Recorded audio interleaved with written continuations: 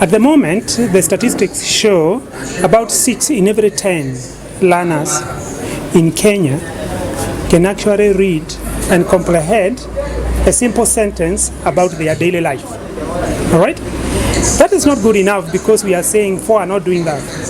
And 4, if you put it in terms of a percentage, it becomes 40 out of 100. Universities are collecting information. Students are doing theses on education, but we realize the challenge, as was noted from Leicester University, is that this information is on the shelves. The question we are exploring is how can it inform the decisions and the policies that regarding to our education system, specifically the CBE. And it was very vibrant, and we all agreed that we need to work together as stakeholders and strengthen our evidence, the evidence ecosystem we have in the country. Those who generate the evidence, those who synthesize the evidence, and those who use it to make decisions in the classroom, out of the classroom, to inform transition and even the practice in our education sector.